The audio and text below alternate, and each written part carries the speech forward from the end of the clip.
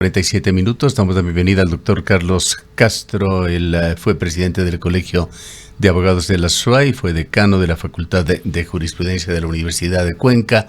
Es colaborador del portal Voces Azuayas y publicó en esta semana un artículo: Centralismo y crisis del Hospital Regional del IES, siendo uno de los pocos periodistas y comentaristas que se refiere abiertamente a este tema, que se ha convertido en una especie de tema tabú en la ciudad de Cuenca por las enormes restricciones que han mostrado empleados, colaboradores, incluso personal despedido del Hospital José Carrasco Arteaga, para graficar qué es lo que está sucediendo en esta casa de salud. Le damos la bienvenida al doctor Castro. Quisiéramos hablar algo sobre su visión y tratar de despejar algunas incógnitas sobre qué mismo pasa en este centro de salud, que ha contrastado en esta semana entre publicidad en las redes sociales, en algunos medios del IES, hablando de la eficiencia de los nuevos actores, dos de cuyos rostros vimos y escuchamos también sus versiones en el reportaje previo introductorio a esta entrevista, y versiones de otras personas, la mayoría de ellos que dan declaraciones que son parte del hospital y que piden que se mantenga en reserva su identidad por temores que se han generado dentro del hospital. ¿Cuál es su visión de lo que está pasando allí, doctor Castro? Bienvenido. Muchas gracias por la entrevista. Buenos días. Realmente lo que acontece en el sistema público de salud a nivel nacional, y que ha expresado ya su crisis aquí también en la ciudad de Cuenca, en la provincia de La Suay, en el Austro, yo diría que es un cuento de nunca acabar, porque de lo que recuerdo yo, venimos arrastrando esta situación desde hace ya algunos años, y poco a poco se ha ido agudizando y no se ha encontrado efectivamente soluciones. Para mi reflexión había partido de una pregunta y entiendo que todos los cuencanos y cuencanas se habrán preguntado a raíz de los últimos cambios de autoridades dentro del Hospital José Carrasco Arteaga. La pregunta es si acaso no existían en Cuenca, en el Austro, profesionales de salud con conocimiento de la realidad local que estén capacitados para ejercer la gerencia general y otros cargos de dirección dentro de dicho hospital.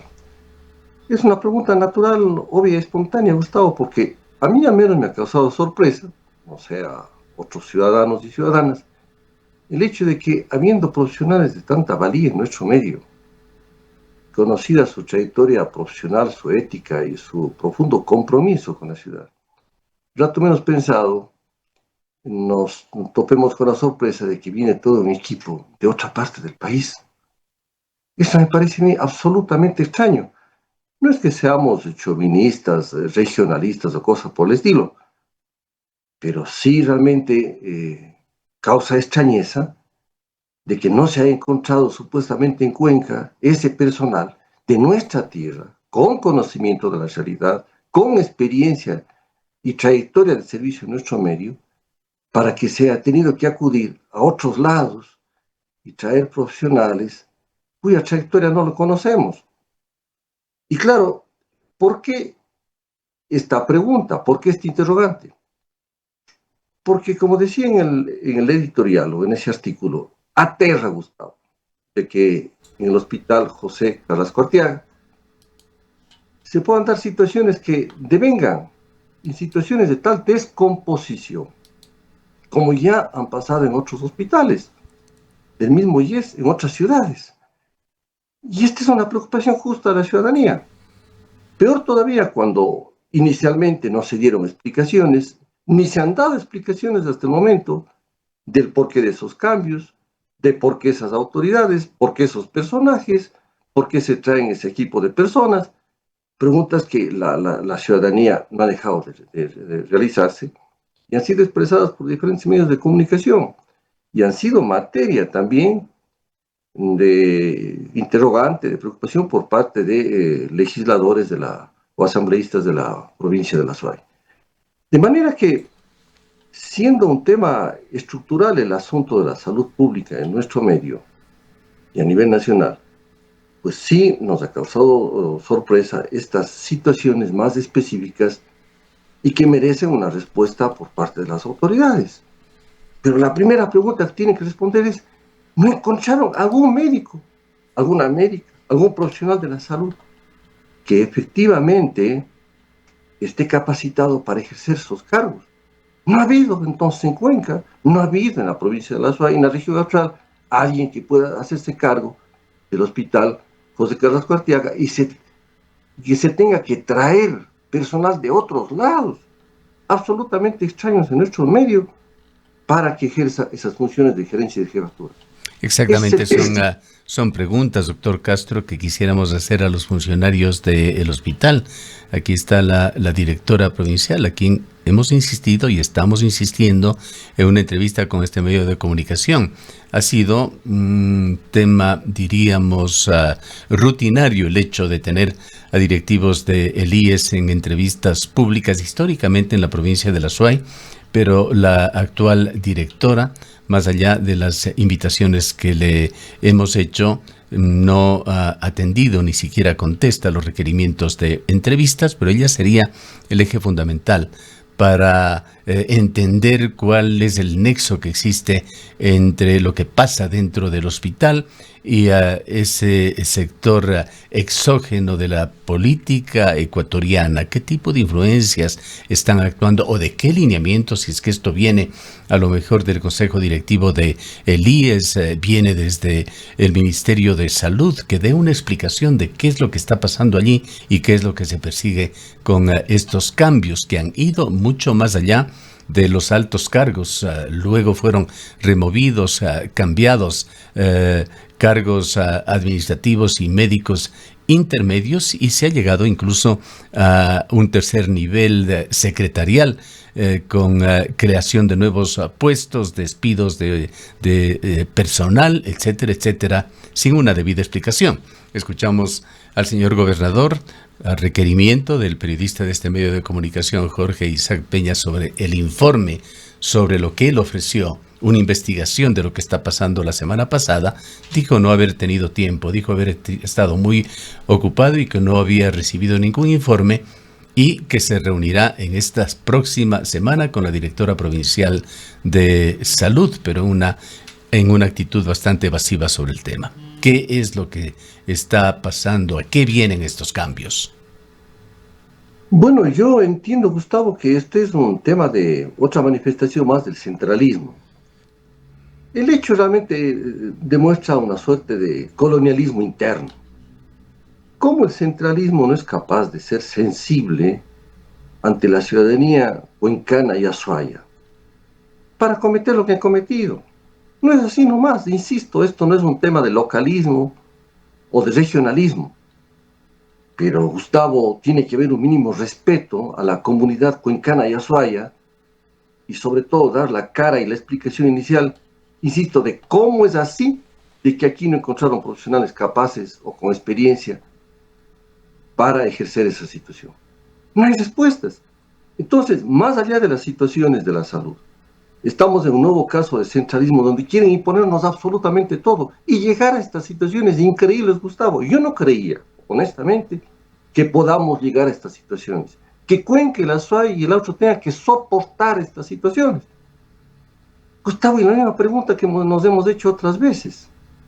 El centralismo decide todo respecto a nuestros medios. Y ese ambiente de temor que se ha creado, hemos conversado, tenemos que decirlo, con aproximadamente 10 personas que han sido parte del hospital, algunos de ellos despedidos, pero ninguno de ellos, ni quienes siguen dentro del hospital, ni quienes están ya afuera, quieren hacerlo abiertamente, tienen temor.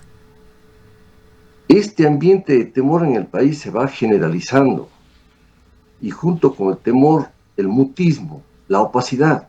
Es que en este país ya no se da cuenta de nada, tal y como ha ocurrido, por ejemplo, con la propia firma del TLC. Ningún ecuatoriano conoce cuál es el contenido, por ejemplo, de ese instrumento. Para poner un ejemplo más, Gustavo. Entonces se hacen cosas, se actúan los hechos, quedan callados, hay opacidad, hay mutismo. Es decir, funciona el tema de los hechos consumados. Y claro, por algún reclamo, se les conoce la cara. Perdónenme que ser directos en estas cosas, pero decía Gustavo, yo me pregunto, ¿qué pasaría si en otras provincias se hace, sin la costa, en vez de encontrar profesionales en el propio Guayas, en Manabí, en otros lados, en vez de encontrar profesionales de la salud que conocen de su medio, que es fundamental, Gustavo, lleva un equipo de Cuenca? A ver cuál sería la reacción, a ver si soportarían esto. O los cuencanos los cuencanos y cuencanas tenemos que soportar todo. Esto es indignante. Y hay graves denuncias. Entendemos que hay pedidos de los legisladores azuayos. Algunos de ellos se han preocupado por este tema, entre ellos el legislador Machado, quien solicitó, entre otras cosas, filmaciones para comprobar, y tenemos los documentos respectivos, para comprobar la presencia de personal de asesores, entre comillas, que sin nombramiento se convirtieron en mandamases dentro del hospital. Tenemos una gravísima denuncia que queremos preguntarle al señor gobernador, que queremos preguntarle a la directora provincial del IES, Claudia Ortega, si se entregaron esas filmaciones de los sistemas internos de cámaras de seguridad del hospital. La versión que tenemos de algunas de estas fuentes de las cuales habíamos hablado, que la orden desde arriba fue de que se borren estas filmaciones, lo cual constituiría un delito muy grave. Estas son las respuestas que requerimos. Efectivamente, se está trabajando con transparencia en este vertiginoso proceso de cambio de los mandos del hospital. Habría que, Gustavo, efectivamente, esperar este informe solicitado por... El asambleísta Machado nos podrá decir si recibió o no lo que él había solicitado. Igual del asambleísta Adrián Castro. No le he nombrado porque acostumbra tener la suficiente prudencia para no mezclar. Él también hizo un pedido a través de un comunicado. Pero realmente las peticiones son radicales, que haya explicación de todo lo que ha venido aconteciendo. Pero nosotros no podemos tolerar eso. Las autoridades tienen que pronunciarse.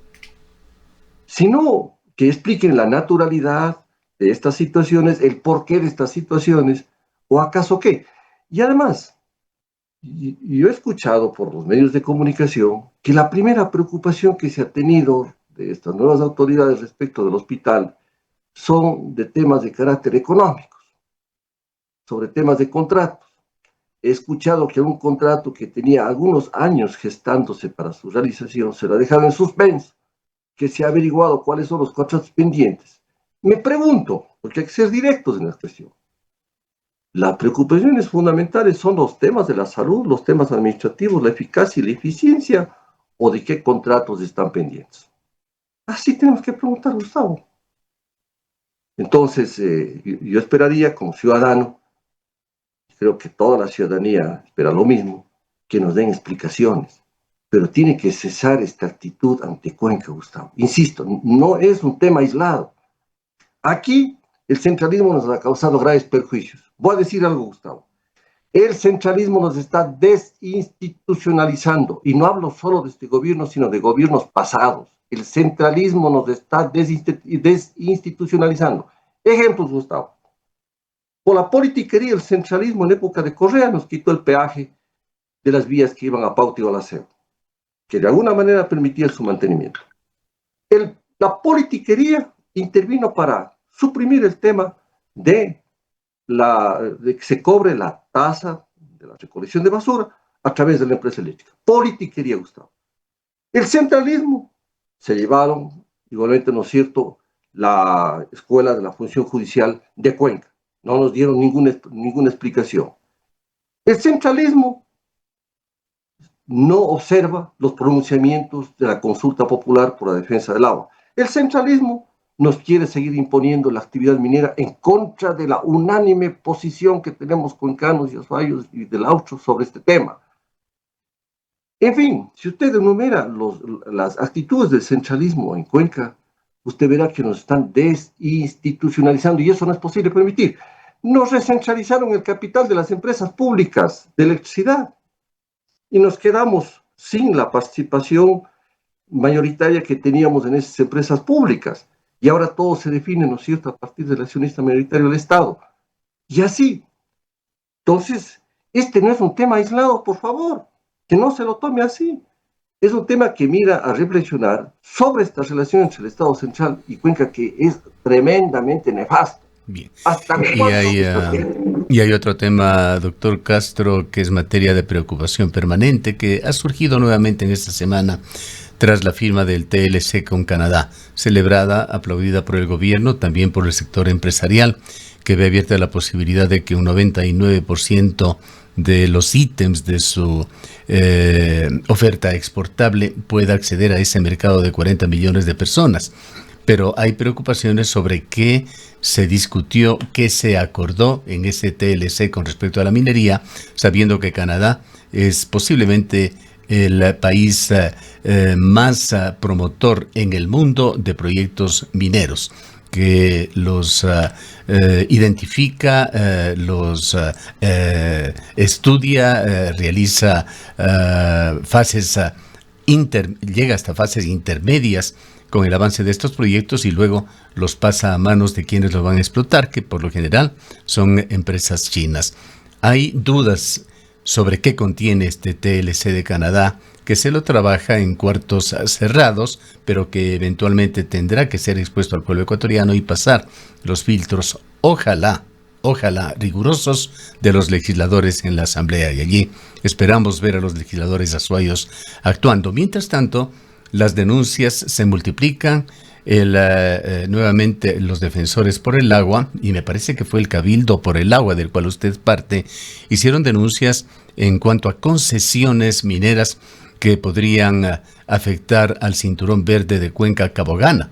Sabemos que un alto porcentaje de las zonas urbanas de la ciudad de Cuenca, incluso más allá de las rurales, están afectadas por concesiones mineras, pero se habla de Cabogana, que es parte fundamental de ese pequeño cinturón verde que persiste aún alrededor de Cuenca. También esta semana hemos recibido llamadas preocupadas, desesperadas, de habitantes de San Bartolo, zona de El Zig-Zig, que han visto una inusitada actividad aparentemente de personal minero realizando nuevamente prospecciones y evaluaciones en esa zona sin tener a quién más acudir que a los medios de comunicación. Será muy importante, con transparencia, que se dé a conocer cuáles son los alcances del TLC en este otro aspecto, sin desconocer las ventajas que un tratado de esta naturaleza podría traer para los exportadores ecuatorianos. Mire, Gustavo, el tema del TLC con Canadá es el corolario de la gestión que venía realizando el propio presidente Noboa en Canadá para que se dé esta situación. Pero más de la gravedad del hecho de no haber informado al país sobre lo que está negociando, es que nuestra Constitución tiene artículos muy claros sobre cómo se debe tratar esta situación. Y garantías de que, en primer lugar, ese tratado de libre comercio no viole disposiciones como las establecidas en el artículo 422 de la Constitución de la República, que prohíben precisamente someter a jurisdicciones extrañas conflictos contractuales o de índole comercial del Estado con personas naturales o jurídicas. Y existen otras prohibiciones de la Constitución relativas a que esos tratados internacionales que tienen que ver con recursos naturales o que puedan afectar el ambiente u otras situaciones tengan que ser tratadas en la Asamblea, tengan que pasar por el filtro de la Asamblea Nacional y por supuesto de la Corte Constitucional. Pero ya tenemos antecedentes gravísimos, Gustavo, en el país. Recuerde usted que cuando se volvió a firmar el CIADI con la ministra Baki en época del gobierno de Guillermo Lasso, allí la Corte Constitucional, subordinada al gobierno de ese entonces, señaló que el CIADI no era inconstitucional por cuanto, como es un convenio marco, simplemente eso dejaba la posibilidad de que los estados puedan determinar si someten o no sus diferencias al CIADI. Ese es un antecedente perverso, Gustavo. de cómo actúa una Corte Constitucional al margen del texto concreto de las disposiciones que existen en la Constitución al respecto. En la Constitución se establecen las causales, las circunstancias por las cuales tiene que someterse a la Asamblea Nacional la ratificación de esos tratados. Pero la Corte Constitucional de ese entonces, subordinada al poder político, a pesar del texto claro de la Constitución, dijo que no tenía necesidad de ratificarse en la Asamblea Nacional. Ahora también se puede venir con que este es un convenio marco, con la circunstancia de que hasta el momento no sabemos. Ahora los legisladores conocerán quién conoce. Y claro, cuando interviene el secretismo y la opacidad, es de suponer que algo malo trae, pues, que algo se trae entre manos. Pero claro, que se va a abrir, Gustavo, es un hecho de arbitrariedad en nuestro país que va a generar mayor inseguridad. Y en nuestro país lo que se verdaderamente es un campo más de lucha porque efectivamente los pueblos, las comunidades, no van a soportar que se pretenda hacer minería en zonas donde efectivamente depende la vida de todos los pueblos, ciudades. Esperemos los brochazos de transparencia en este delicadísimo tema, doctor Castro. Lamentablemente el tiempo se nos ha agotado. Queremos agradecerle mucho por su presencia. Gracias a usted, Gustavo. Son las 8:09. Dicen que tu casa no es